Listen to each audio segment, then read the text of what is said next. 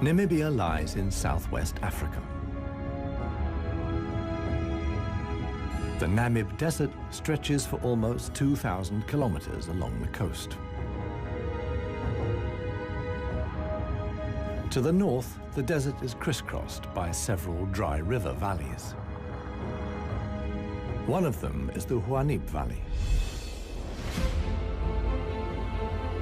It runs through the desert for several hundred kilometers and ends in the sea.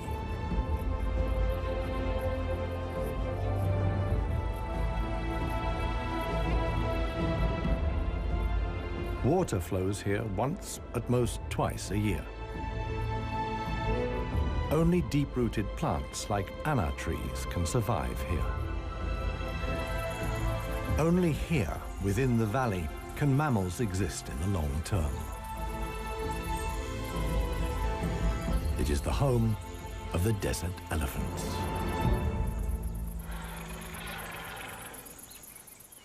In contrast to their other African relatives, desert elephants live in particularly small family groups.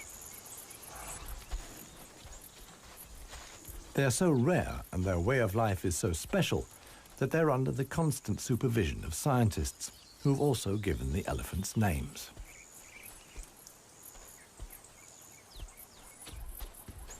The head of this family is alpha cow Clarissa. The animals don't leave her side for a moment. Only Clarissa knows how to survive in this extreme environment. The shoots of the anna tree are now ripe.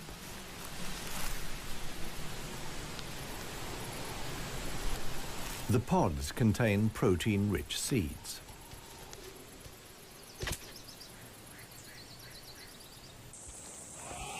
Clarissa has known every one of these trees since her childhood.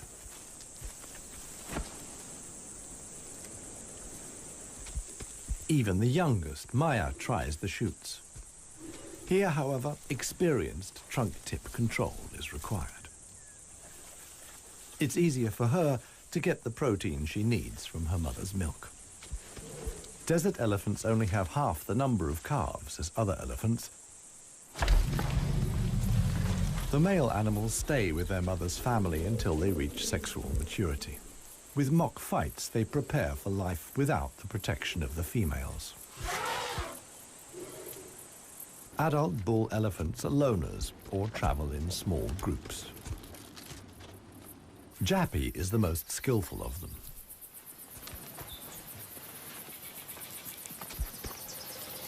His younger brother watches enviously as Jappy brings down apparently unreachable branches from the tree.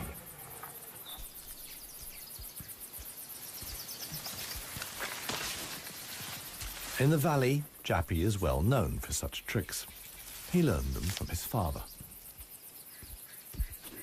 Friendship among bull elephants has its limits. Jappy is certainly not willing to share his branch with his younger brother.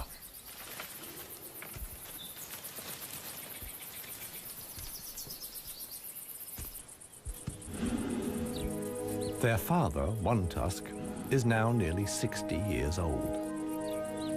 His trademark is the missing right tusk, lost long ago in a hierarchical battle. For years, he was the undisputed king of the Huanib. Now he lives in seclusion.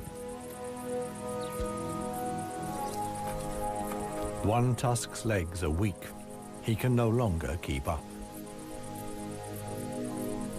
The aging bull is already being watched by a male jackal,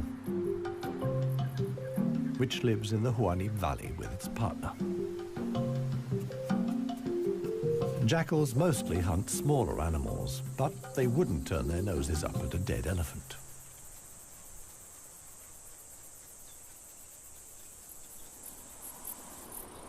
In a side valley, Clarissa has discovered a further source of food. There's a wide selection of bushes, grasses, and herbs.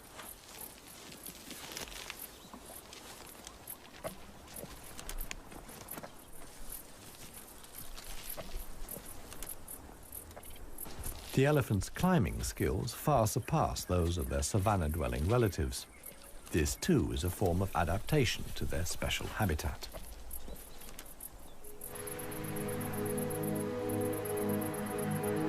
Old One Tusk has at last reached one of the anna trees in the Huanib Valley. But Clarissa and co haven't left very much for him to eat. He desperately searches for something edible in the remnants. In vain.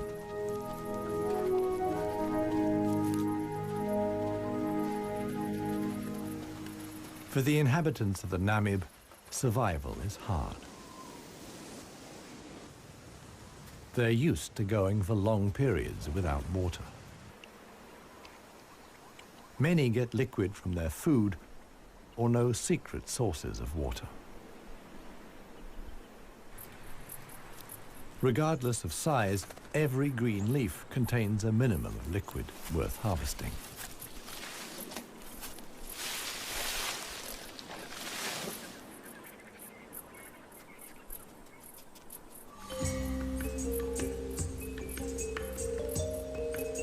Outside the dry river valleys, there is scarcely any vegetation. Here, only extreme specialists survive. The Namib desert beetle is no bigger than a fingernail.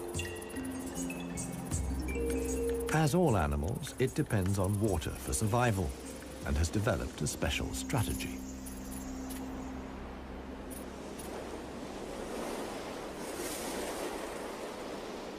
Even the tiniest traces of dampness in the air condense on its carapace. In time, a drop forms, which then flows directly into the beetle's mouth. This way of life limits the distribution of desert beetles to those parts of the desert that see fog. But where does the fog come from? The Namib is one of the few deserts in the world that stretch to the sea. The cold Benguela current from the Antarctic cools the seawater to a temperature of 12 degrees Celsius. When the water reaches land, it evaporates in the warm desert air.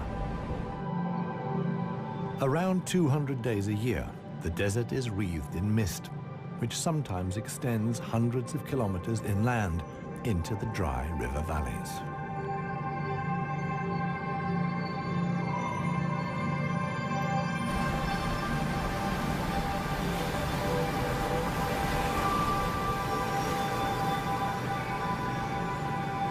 The Benguela current doesn't only bring fog, it's also rich in fish. The animals that benefit most are the brown fur seals.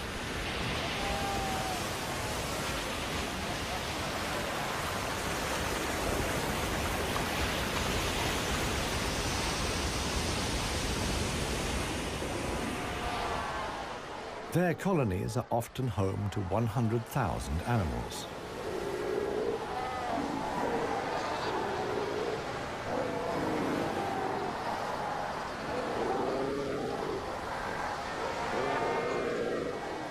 Right now, there's good reason for so many seals to congregate here.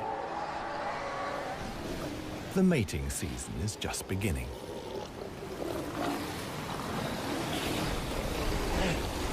Everywhere, bulls are fighting for the right to mate.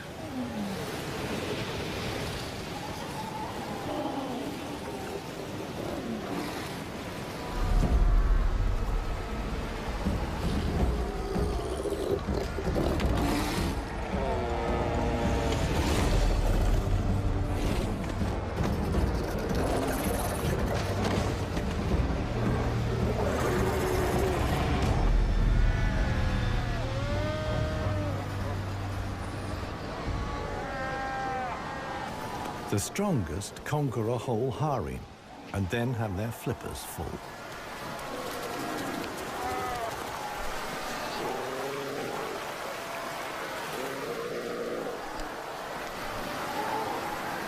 After mating, the males disappear into the sea.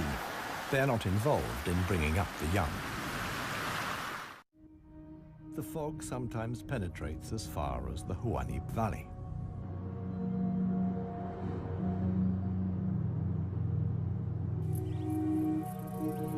Now, even the biggest animals benefit from the moisture contained in the fog.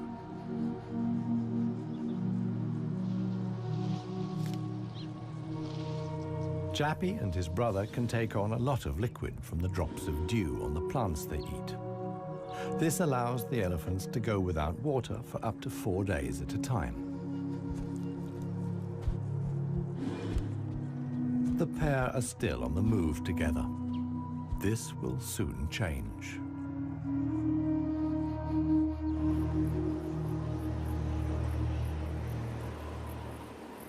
As the fog lifts, the sun illuminates a very special event. Families of elephants from other dry river valleys are on their way to the Huanib Valley. They're following the calls of their relatives, which they pick up via the soles of their feet, as via a stethoscope. More and more elephants join Clarissa's family. Some of the animals haven't seen each other for years and exchange affectionate greetings. Jappy and his brother are also aware of the arrival of the females. When it comes to attracting a cow, in a flash, companions become rivals. Once upon a time, one tusk was also aroused by all the excitement. Today, it no longer has any significance for him. He wouldn't be able to deal with confrontations with other bulls.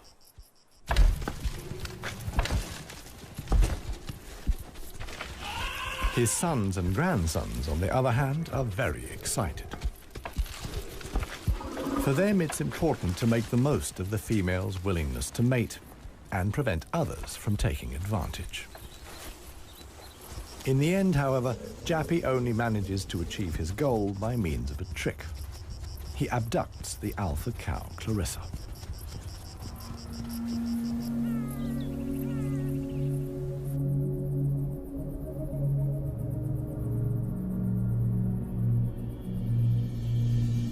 While many of the inhabitants of the valley spend the night hours asleep, this is the time of the real desert dwellers.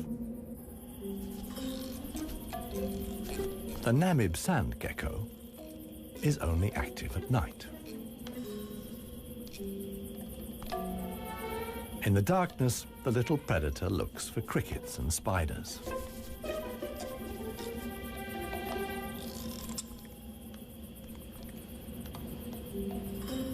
Like a frog's, its toes are webbed. This enables the lizard to seemingly fly across the dunes without sinking into the sand.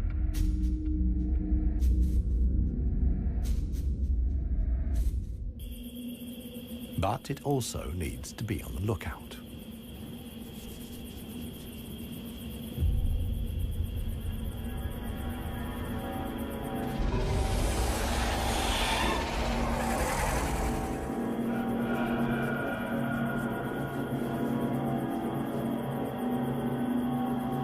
A sidewinding adder. Similar to desert elephants, beetles, and geckos, the snake has a hard life in the Namib.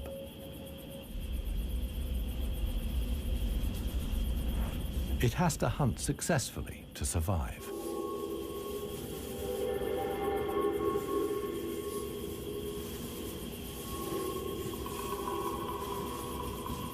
Once it finds a good spot for an ambush, it goes to ground.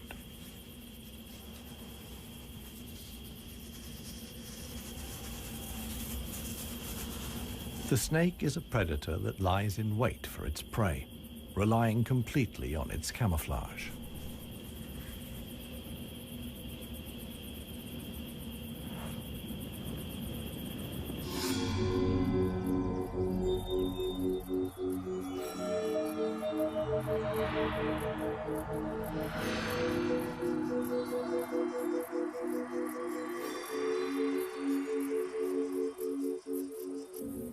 For the sensitive gecko, it's time to go. In the sun, it would quickly dehydrate. Here, too, webbed feet come in handy. The lizard uses its legs as scoops to quickly dig out astonishing underground passages. It can make tunnels 1 meter long into the ground.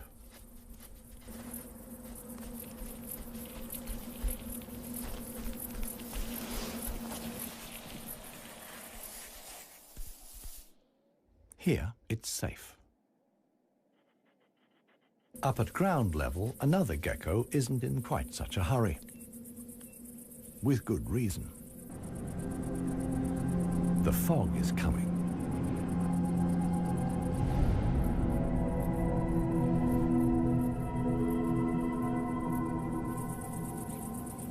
The lizard's large, mirror-like eye surfaces allow the fog to condense here. At last, water.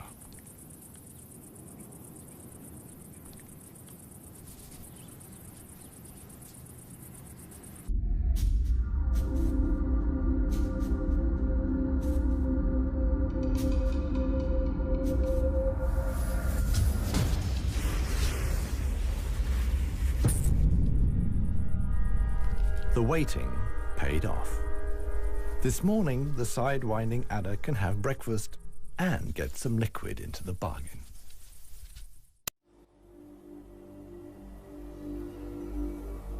The Namibian winter is coming to an end, and with it, the mild climate brought by the fog.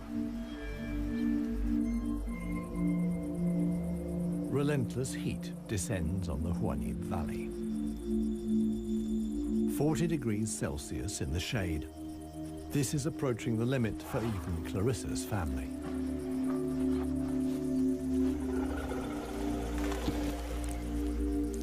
Elephants don't sweat, and so protect themselves against overheating by fanning their ears.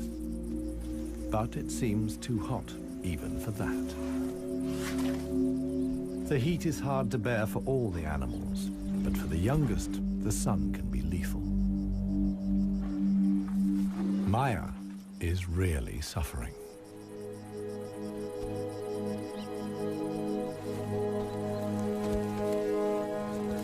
One tusk mobilizes all his efforts for one last attempt at an anna tree. But he no longer has the strength. Exhausted, he withdraws to the shade. During his long life, his legs have carried him more than 400,000 kilometers. As with most bull elephants, the last few steps he will take alone. Despite the heat, Clarissa can't afford to take a break. She urges her family to move on. Desert elephants have to spend up to 20 hours a day eating 200 kilos of plant material.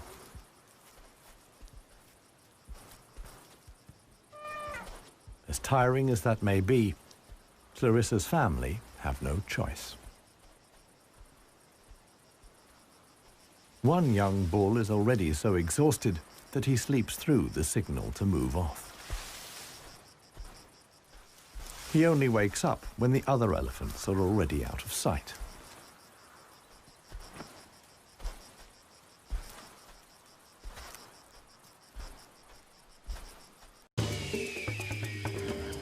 This show was created for you and your family to watch together.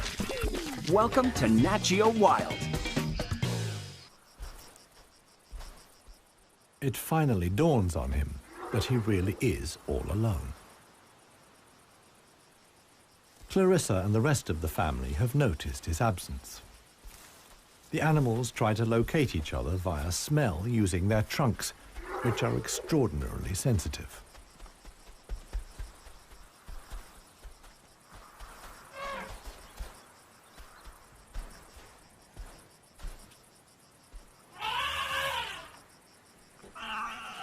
In the end, it's Maya who gives the decisive call. Now the straggler knows which way to go.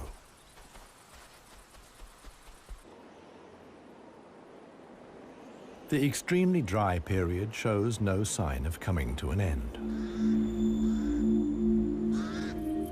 1 week later, the heat and the elephants have combined to decimate the plant life in the Huanim Valley. Vultures take up positions on the trees on the edge of the valley. Their time will come when the other animals can find nothing more to eat.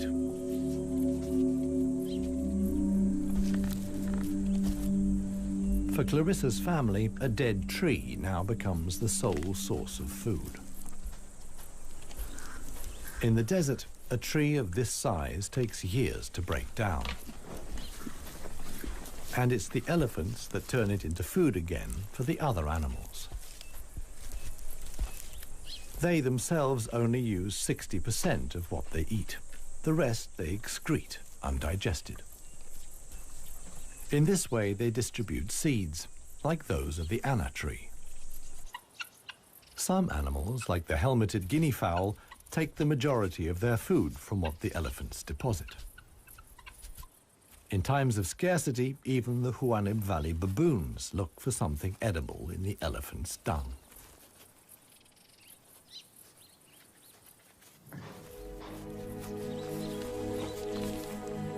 Old One Tusk has one more go at the wood.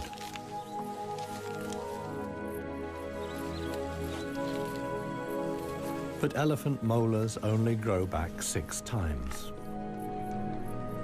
One Tusk's teeth are worn out, and his attempt to eat wood the way he used to is doomed to failure.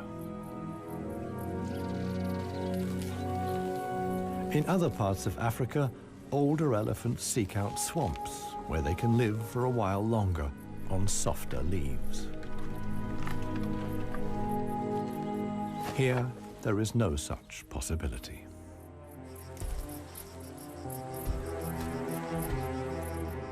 For Clarissa, too, the situation is becoming threatening. She and her family must leave the valley and seek food and water elsewhere. Other families join the trek.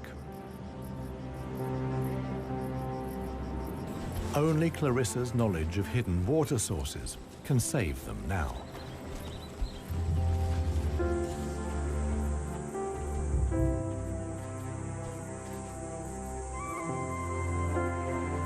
Scarcely any animals are left in the valley.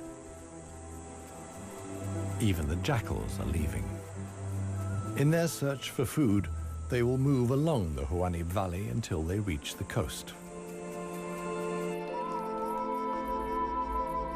Only One Tusk is too old and too tired for the trek. The one thing that could save him now is rain that would let soft grass grow. With this slim hope, he remains behind.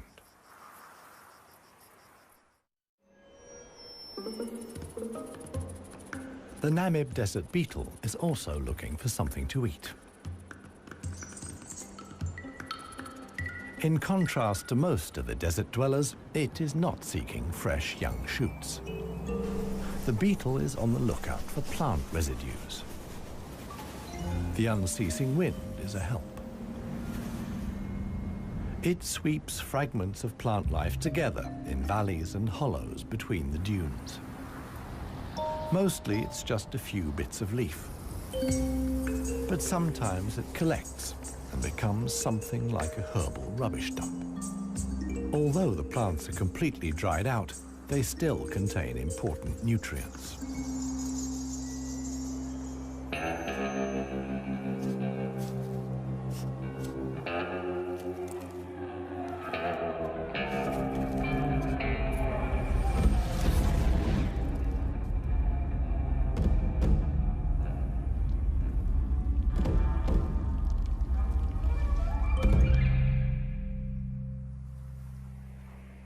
The Namakwa chameleon is one of the most dangerous hunters in the Namib desert.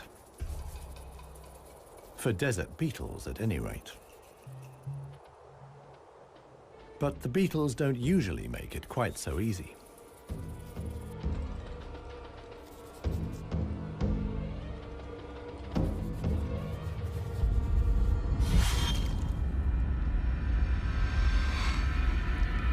The beetles aren't only full of protein, but also provide essential liquids for the lizard.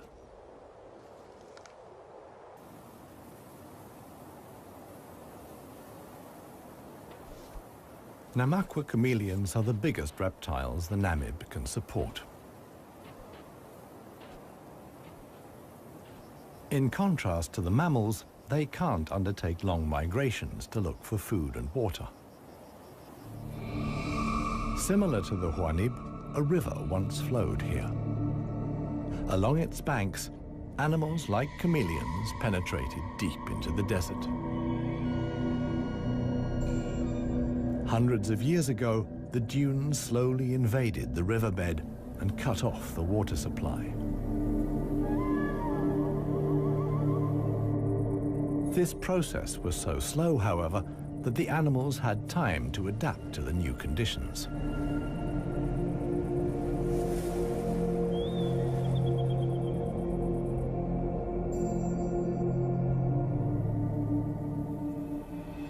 The mammals didn't need such a long period of adaptation. Their ability to migrate over long distances enabled them to conquer the desert much more quickly. The pair of jackals will soon reach the coast.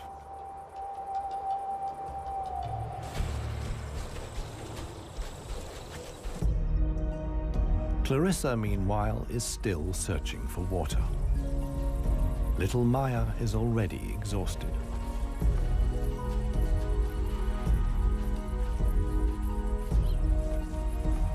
The group has to keep stopping.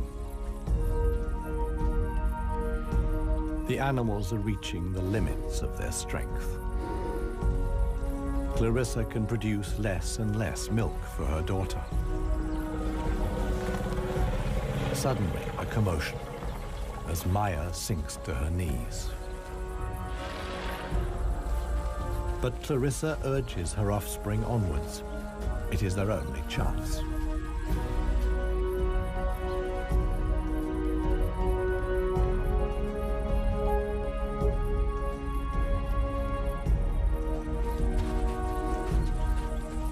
As dusk falls, they finally arrive.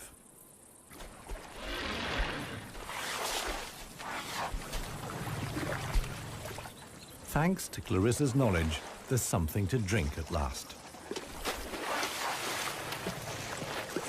Adult elephants can get by on 100 liters of water a day.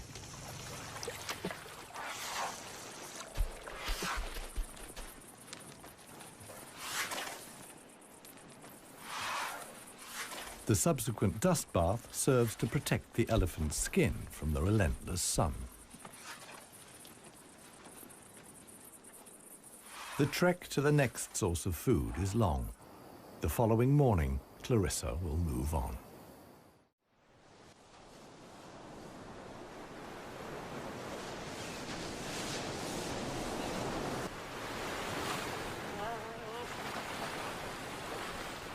The jackals have finally reached the sea and move southwards along the coast.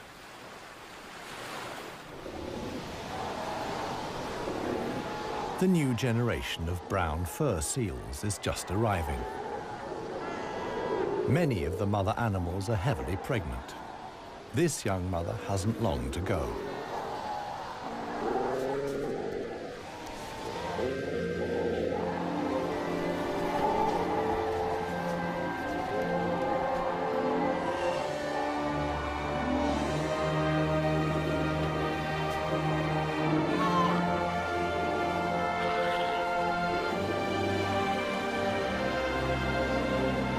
The mother at once welcomes her offspring into the world. Each voice and scent is as unique as a fingerprint.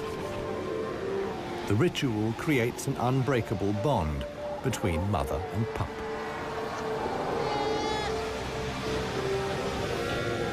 Directly after the birth, the pup has to be suckled.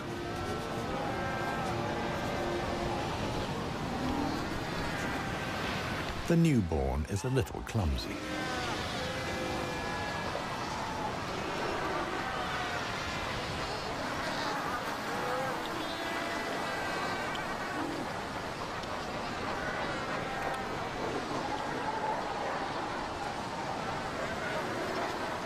The young mother is not alone.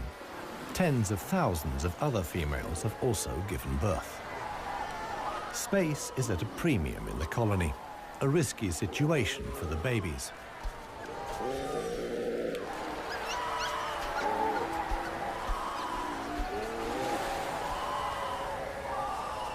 To minimize the danger, the seals organize a kindergarten.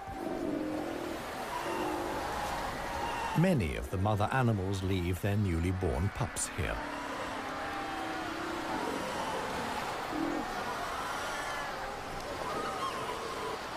The nursery not only offers the young pups protection, but also makes it easier to find them later.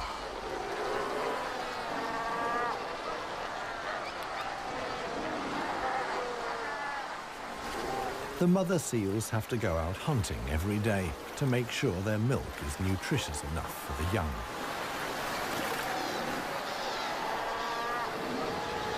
But when choosing the location of the kindergarten, they forgot about the tide.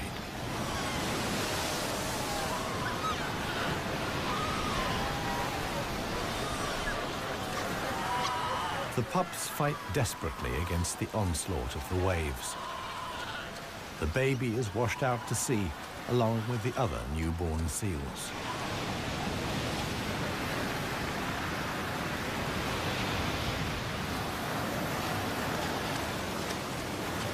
Seal pups can swim, but they don't have the protective layer of fat of adult animals. The pup fights for survival. Another is slowly but surely losing the battle. Within a few minutes, the pups are so exhausted that they can no longer keep their heads above water and drown.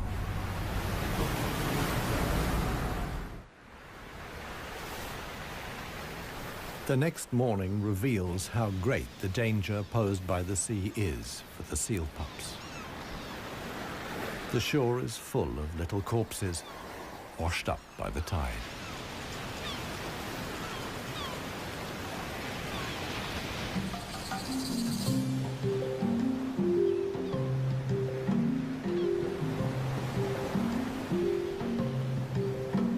The jackals from the Huanib. The pair have traveled hundreds of kilometers from the arid valley.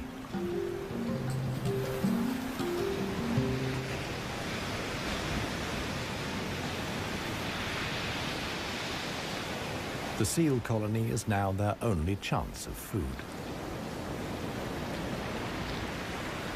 Jackals aren't choosy.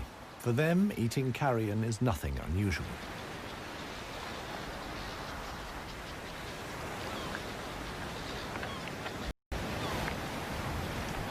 They'll be spending the coming weeks at the seal colony. Only when the pups are old enough to swim enduringly, and thus the supply of food runs out, will the jackals return to the Huanib Valley.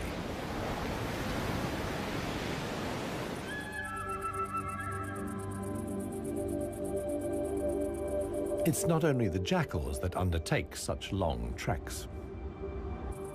The other inhabitants of the Huanib have a long way to go.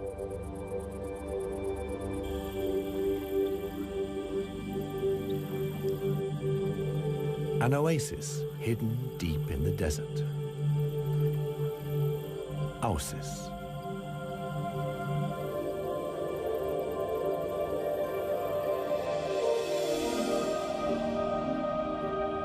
It lies like an emerald in the middle of the desert.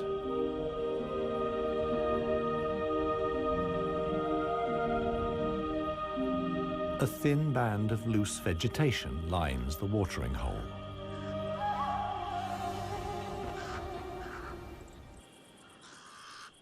The pied crows are getting worked up about something.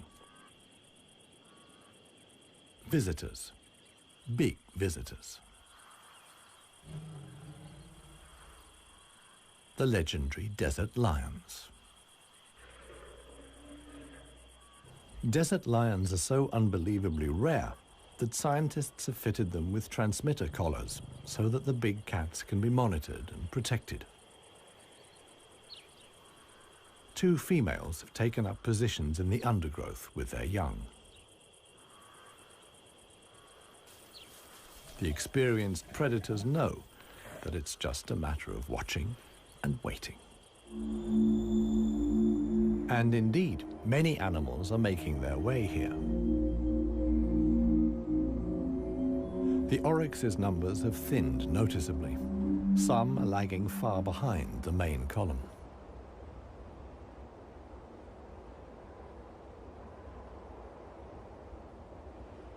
After more than 10 days' trek, the first animals finally reach the source.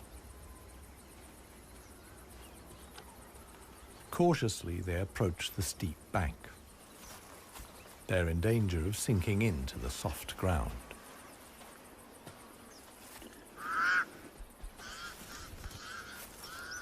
The pied crows sound the alarm again. The lioness's patience has been rewarded. They've caught one of the stragglers. One lioness keeps the oryx in check on the ground. The hunting lioness is completely exhausted. Fighting the antelope has taken the last of her strength.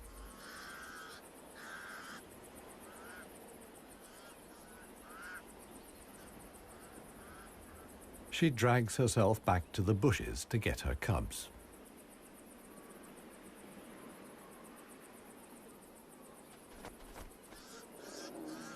The other lioness keeps the pesky crows at bay.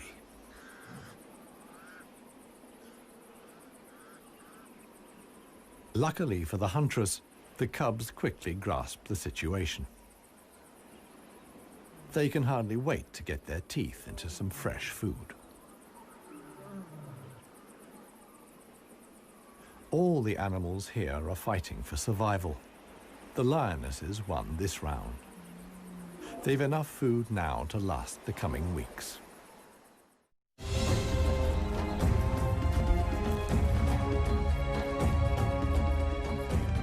Clarissa and her family have finally reached the neighboring Dry River Valley.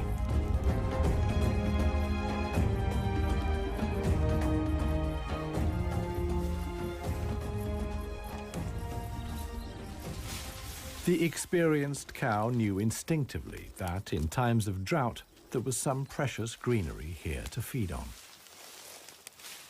The exhausted animals can at last fill their stomachs again.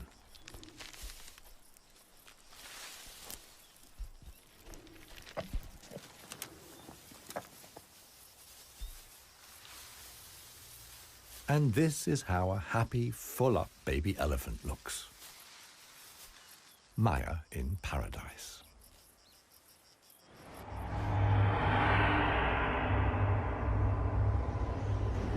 A strong wind blows in from the coast, and sandstorms form in the hinterland.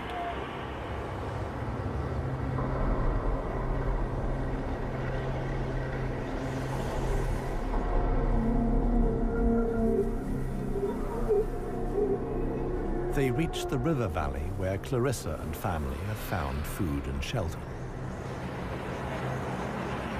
Sandstorms like these are the harbingers of heavy rain. Experienced elephant cows like Clarissa know what that means. As soon as it rains, the dry river valleys will be turned into raging torrents that wash away anything in their path. Imminent danger for the family of elephants. Time to move on again.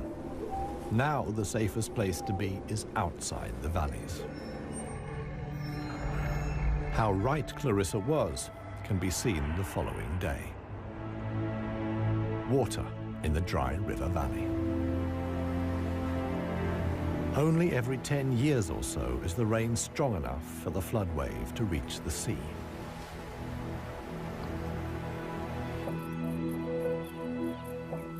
Just a few days later, the first green shoots begin the transformation of the dry river valleys.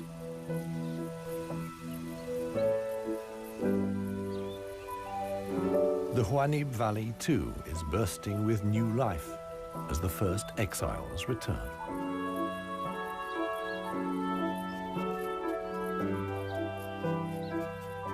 For one animal, however, the rain came too late.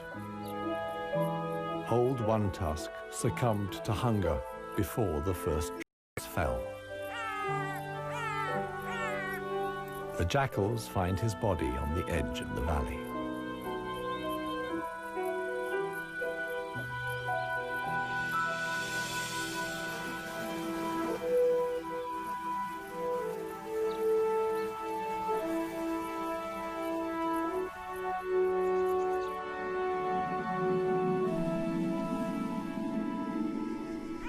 The jackals don't approach the body until evening.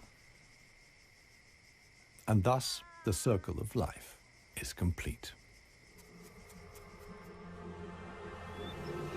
The next morning, long unheard calls echo through the valley.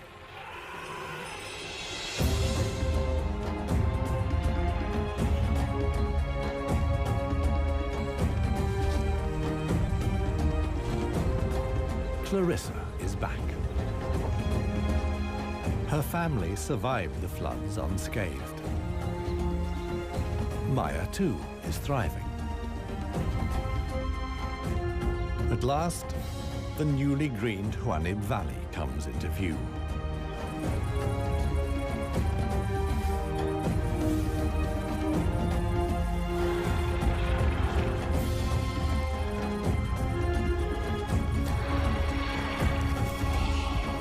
Clarissa's family is home again.